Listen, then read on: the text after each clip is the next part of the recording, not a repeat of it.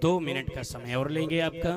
प्रिय राम बाबू जी पूना से आए हुए हैं, उनसे कहूँगा कि 2 शब्दों से आम जनता को विभूषित करें, उन्हें आशीर्वाद प्रदान करें और धन्य धन्य करें। राधे राधे। एक बात और कहना है कि आप कल अधिक संख्या में पधारें। कल भगवान के विवाह के दिन हैं और कल केवट के प्रसंग भी कहे जाएंगे। बहुत सुंदर केवट का प्रसंग कल गाया जाएगा। आप सब जरूर पधारें। जय जय सिया राम। श्रीमन महागणाधिपते नमः। व्यासाय विष्णुरूपाय व्यासरूपाय विष्णुवे नमो वे ब्रह्मनिधे वासिष्ठाय नमो नमः। सिय राम मैं सब जग जानी करहूँ प्रणाम चोर जुग पानी। परम मंगलमय मेरे इष्ट भूत भवन भोलेनाथ के प्रांगण में भगवान कृष्णा रूप में गीता में उपदेशानुसार अश्वत्थ पीपल वट वृक्ष आदि के रूप में, जिसमें भगवान प्रलय के समय में अपना समस्त परिकर के साथ वास करते हैं, जो प्रयागराज के पावन तट में है, वैसे वट वृक्ष और पिपले देव के रूप में ब्रह्मदेव सरकार ब्रह्मदेव भगवान जो नारायण के स्वरूप में जब पुण्य आत्मा इस धराधाम से जाते हैं तो उसे ब्रह्म के रूप में अवतरित करते हैं जगत और मानव के कल्याण के लिए। तद ऐसे वृक्ष को मैं शत शत प्रणाम करता हूँ। एतद भगवती परम्बा जगत जननी जगदम्बा के अष्टोत्तर शत पारायण नवचंडी यज्ञ को मैं सादर प्रणाम करता हूँ। देवी प्रपन्नार्ति हरे प्रसीद प्रसीदि मातर जगतोऽखिलेश प्रसीद विश्वेश्वरि पाहि विश्वं त्वमेश्वरी देवी चराचरस्य। आदिशक्ति परम्बाई इस चराचर के अधिष्ठाता माता है। कलयुग के 3 देवों के रूप में, पृथ्वी के अधिष्ठाता के रूप में, वास्तुवादी का अधिष्ठाता के रूप में भगवान शिव जो कैलाश में वास करते हैं। कलयुग के अधिष्ठाता के रूप में जो ऑक्सीजन प्रदान करने पीपल के रूप में भगवान ने कहा था अर्जुन से कि हे अर्जुन मैं वृक्षों में पीपल वृक्षाणाम। तद जगत जननी जगदम्बा के रूप में हमारी देवी स्वरूपा कन्या गौ आदि नदियां हम पृथ्वी में जिसमें विचरण करते हैं वास करते हैं। ऐसी पुण्यात्मा धरती जो मिली गांव की पावन धरा है। ये पावन धरा इसलिए पावन नहीं कि आज श्री महाराज जी के श्रीमुख से श्री रामतीर्थ मानस का अवगाहन हो रहा है, हम सब श्रवण कर रहे हैं इसलिए पवित्र है। ये धरा पवित्र उस दिन हो गई। कहते हैं कि जिस राष्ट्र में, जिस ग्राम में, जिस शहर में जिस माता के गर्भ से एक धर्मात्मा पुत्र गर्भस्थ हो जाता, उसी समय से नारायण आदि स्तुति करने लगते हैं कि ये धरा एक दिन धन्यता को प्राप्त होने वाली है। ऐसी माँ जिसने अमरेश जी को जन्म दिया। और आज मैं अमरेश जी के 20 सालों के जीवन को जानता हूं। जो उन्होंने अपने जीवन में संघर्ष को झेला है उसको मैंने करीब से देखा है, एक मित्रवत के रूप में। और ये ससुराल पक्ष है, मेरा गांव है, तो ये जनकपुर है मेरी। और जो सीता की भगवान ने कथा महाराज जी ने, ऐसी एक सीता मेरी धर्म पत्नी है जिसका मैंने वर्णन आज से 24 वर्ष पहले किया था। अमरेश जी का जो जीवन है उसको बतलाने की आवश्यकता नहीं, क्योंकि जिस गांव में जिस भूमि में जो जन्म ले लेता है ना, वो चाहे कलेक्टर हो जाए, चाहे संत हो जाए, चाहे महात्मा हो जाए, वो आदर का प्रतीक नहीं होता है, निरादर ही पाता है। और जो निरादर का आदर करता है वही एक दिन सादर हो जाता है। आज अमरेश जी सादर हो चुके हैं इस भूमि के लिए, इस भवन के लिए, इस ग्राम के लिए। ये धन्य धरती। द्वितीय स्वरूप में अमरेश ऐसा तात्पर्य नाम भगवान ने दिया इनको, ये माता पिता के द्वारा, गुरु के द्वारा मिला। भागवत में वर्णन आता है, आज एकादशी का पावन पर्व है, उसमें महाराज जी कथा में बोलते हैं तृतीय दिवस में अमरेश जी की कथा आती है। जो वैवस्वत मनु के जो है प्रपौत्र थे और राजर्षि नाभाग के पुत्र, जो सपत्नी के एकादशी का पारायण किया करते थे और नारायण के अनन्य भक्तों में से एक थे। दुर्वासा जी को कौन नहीं जानता है। हमारे सबके जीवन में कोई ना कोई एक दुर्वासा होता है जो हमारे सत्कार का परीक्षण लेने के लिए अवतरित होता है, आता रहता है। और सत्कार करने वाले की परीक्षाएं हम अवश्य होती हैं, और परीक्षा वो लेता है जो कभी परीक्षा में बैठा नहीं होता है। ऐसा व्यक्ति ऐसे सादर चरित्र का परीक्षण करता रहता है। तो व्यास जी के कृपा पात्र जैसे भागवत सूत जी कथा कहते उसमें परीक्षण का शब्द आता। महाराज जी ने निवेदन किया था, कम समय में निवेदन करना चाहूंगा कि अमरेश जी भगवान नारायण के अनन्य भक्त एकादशी का प्राण व्रत किया करते थे। दुर्वासा जी का आगमन हो गया। दुर्वासा जी का आगमन हो जाता है, निवेदन हुआ कि एकादशी का प्राण जो प्रसाद होगा, निवेदन कर दिया कि एक साथ पाएंगे। संत कृपा हो गई, ठीक है। संत स्नान के लिए गए, दुर्वासा जी स्नान करने के विलंब हो गए आने में। द्वादशी प्राण की ओर थी, त्रयोदशी का आगमन होना था।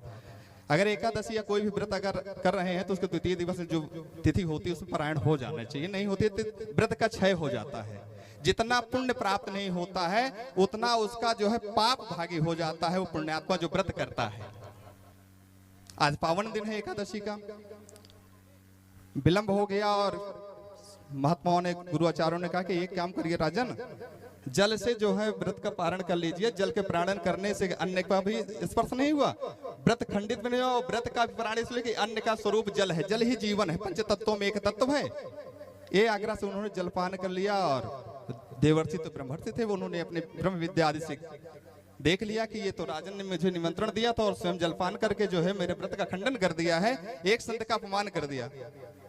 उन्होंने जल लिया, श्रापित के एक शिखा के निकलने से कृत्या नाम की राक्षसी की प्रवृत्ति हो गई, आ गई, और वो लेकर के खड्ग तलवार जो है उनको मारने के लिए चल पड़ती है। नारायण का स्मरण करते रहे जो है अमरीश, और उतने भगवान का सुदर्शन प्रकट हुआ और उस कृत्या का वध करते हुए दुर्वासा के पीछे ले पड़ा। दुर्वासा के पीछे जब ले पड़ा तो दुर्वासा ब्रह्मा जी के पास, ब्रह्मा जी बोले कि ये नारायण का कार्य तो मैं करता हूं, मैं कैसे रोक सकता हूं, नारायण का सुदर्शन है। नारायण के पास पहुंचे, शिव के पास कोई नहीं। नारायण ने सीधा कहा अहम भक्ता पराधीन, मैं कुछ नहीं कर सकता हूं, जो भी कर सकते हैं अमरीश ही कर सकते हैं। यानी कि एकादशी के पुण्य का फल पुनः दुर्वासा आकर के अमरीश के श्री चरणों में गिरते हैं, अमरीश उन्हें क्षमा कर देते हैं। तो एक अमरीश जो भागवतम में हम श्रवण करते आए हैं उत्पन्न हुए, अमरीश न होकर के अमरीश होकर के इस धारा में उत्पन्न है। और एक भागवत और रामचरितमानस के साथ साथ मां चंडी का आह्वान किया। ऐसे धर्मात्मा का आप सभी लोग जो है बढ़ चढ़ के सहयोग करते, क्योंकि धर्म को जो धारण करता है ना वो बहुत तपस्या से धारण करता है। और इस मार्ग में इतनी कठिनाइयां आती हैं, इतनी कठिनाइयां आती हैं कि जान लीजिए परम पूज्य महाराज जो है यज्ञ आदि करते रहते हैं। यज्ञ में आप दान अवश्य करें, दान का महत्व है। याचिका नैव याचन्ते बोधयन्ति गृहे गृहे दीयताम दीयताम दानम अन्यथा मादृशी गति। याचक अगर धर्म कार्य के लिए आपके शरणागत आपके दरवाजे पे आ रहा है ना तो समझ लो तीर्थ चल करके आया है आपको मंगल करने के लिए। जो भी आपके पास उसमें दान सहयोग अवश्य करें। कन्या का विवाह हो रहा हो, कोई कन्या के विवाह में दहेज आदि की आवश्यकता पड़ती है, अगर वो आगे है आपके सामने याचना करते तो उसको दीजिए। कोई रोगी है उसके इलाज के लिए औषधि के लिए अगर कुछ धन नहीं है तो आप अवश्य दे दीजिए। क्योंकि हम तो जानते हैं कि कहना नहीं चाहिए तेरे ही खाने के लिए तो समय निकाल लिया जाता है, लेकिन अस्पताल में पड़े हुए वो जो मरीज है उसके इलाज के लिए कुछ सहयोग करने के लिए हम समय नहीं निकाल पाते हैं। तो वैसे धर्माधिकार में सहयोग करते रहें। ये इतना बड़ा यज्ञ आयोजन हो रहा है, ये आज का नहीं है। कितने जन्मों के पुण्य जागृत होंगे इस धरा के इस गांव के लोगों का कि जहां पे राम की गंगा बह रही है। अब ऐसी गंगा में आप सब गोता लगा रहे हैं, अगर गोता लगाने में थोड़ा भी अगर संकुचित कर जाएंगे तो फिर ये अवसर दोबारा प्राप्त होने वाला नहीं है। कि ये अवसर बड़े भाग से आता है। पिबति भागवतम रसमालयम मुहुर्हो रसिका भूभाविका। कानों के दोनों को बना करके भगवान नाम संकीर्तन का पीना चाहिए। इससे हमारे अंतर मन के कलेमिश जो होते हैं, तिमिर होता है वो नाश हो जाता है और सद्वृत्ति का आवृत्ति हो जाता है। कथा जो प्राणी मात्र के अंतर मन की व्यथा को निकाल के हरि की शरणम में जो प्रीत लाती वो कथा कहलाती है। ऐसी कथा सरस और सरल वाणी में परम पूज्य श्री महाराज जी कहते चले आ रहे हैं। 490 महाराज श्री की कथा है। एक कथा आप सुन रहे होंगे। महाराज जी जो भी प्रसंग लेते हैं आपके हृदय को छूने वाला प्रसंग होता है। वक्ता तो आपने बहुत सुने होंगे, यूट्यूब के माध्यम से, फेसबुक तो चराचर में सब कुछ चल रहा है। जो नहीं चलने वाला वो तो और तेजी से चल रहा है, शायद उसको ज्यादा देखते हैं। एक रील दूसरी तीसरी चौथी देखते रहते हैं। एक वक्ता, एक साधु, एक कि जब सत्संग करने का सानिध्य प्राप्त होता है ना, तो हम उसको अवॉइड कर देते हैं कि ढोंगी होगा, आया होगा, लूट रहा है। मत कहिए।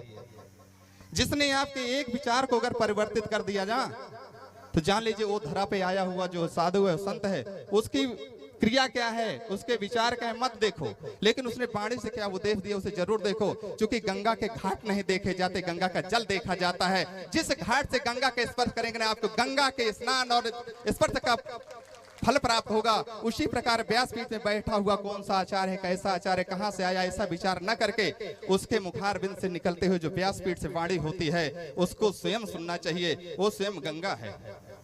और जो इस पावन गंगा का अवगाहन करता है ना, इसमें जो डुबकी लगाता है, कल्प कल्पांतर के जन्म जन्मांतर के पाप नष्ट हो जाते हैं। छीणे पुण्यम मर्त लोके विशंति। जो ऐसे लोग धर्मात्मा, महात्मा, संत, ब्राह्मण, गौ, कन्या का अनादर करते हैं, उसके पूर्व जन्म के कितने भी सुकृत पुण्य क्यों न हो, क्षीण हो जाते हैं और रौरो नरकगामी हो जाता है। इसलिए ये धराभूमि में जो भी आया है वो सत संगत को प्राप्त करे। क्योंकि भगवान भी जो है गो दुज धेन देव हितकारी, किसके लिए आया उन्होंने? ये पंचतत्व में आया।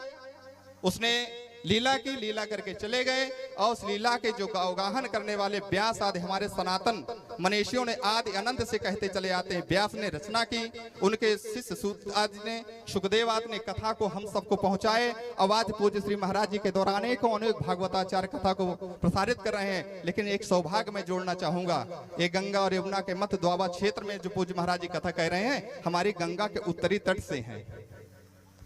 पावन तट कहा जाता है। उत्तर तट में जो है भगवान पूज्य श्री का निवास है।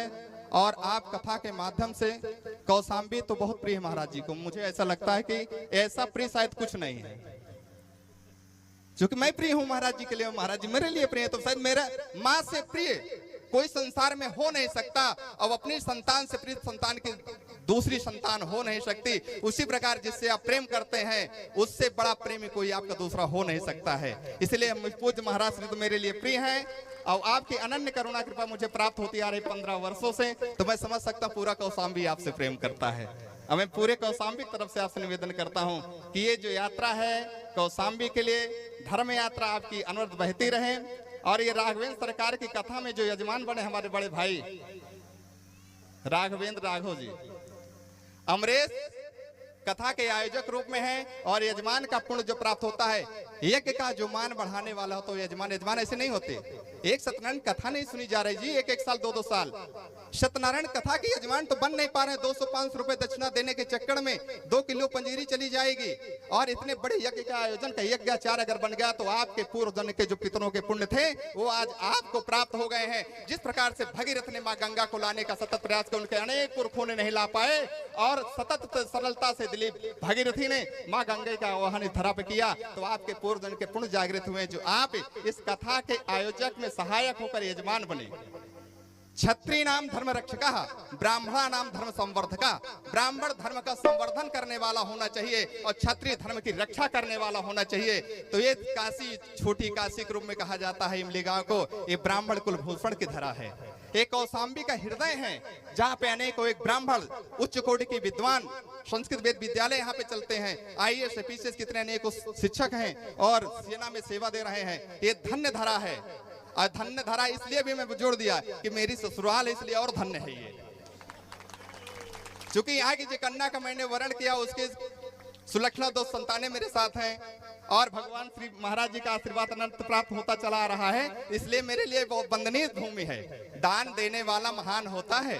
ये धरा दान की अधिष्ठाती है। जिन्होंने रुपए पैसे तो लोग देते हैं, मुझे कन्या दान दिया है, और इससे बड़ा दान शायद कोई हो भी नहीं सकता है। इसलिए मेरे अनन्य है। तो मैं निवेदन करना चाहूँ अपनी वाणी को विराम करते हुए कि आप समस्त ग्रामवासी जन, जो आपने बीणा अमरेश जी ने उठाया है और ब्रह्मदेव सरकार विराजमान, ऐसे कोई किसी का वर्ण नहीं करता है। आप एक बेटी के लिए दूल्हा खोजने जाते हैं तो बहुत कुछ खोजते हैं।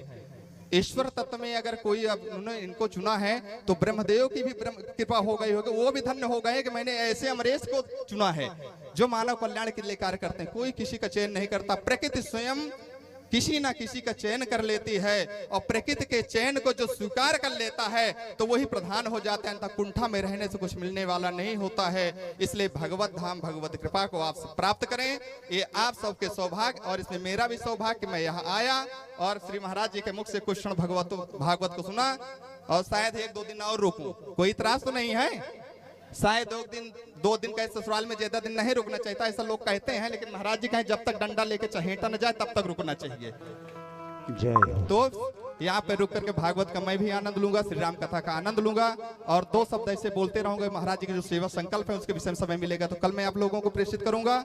आप लोग सब जुड़िए, और महाराज जी के कई अनेकों संकल्प हैं, उन संकल्पों के विषय में मैं कल विस्तार से बतलाऊंगा, उसमें आप लोग अवश्य जुड़े। और अमरेश जी को जो सत्संकल्प है, पैसे आदि से, व्यवस्था से आप इसके पीछे हटने मत दें, चूंकि भंडारा होना है। इसमें बढ़ चढ़ के आप लोग अपने धन को पवित्र करें, अपनी वाणी को पवित्र करें, अपने तन को पवित्र। जितना आप यज्ञ में सम्मिलित हो जाएंगे उतना आपका सब कुछ पवित्र हो जाएगा। ये अवसर आपके घर पर आकर, आपके आंगन में आकर के मिला है। जय श्री राम, जय सिया राम, जय जय श्री राम। पूज्य श्री महाराज जी के श्री चरणों में दंडवत प्रणाम। श्री कृष्णा जी।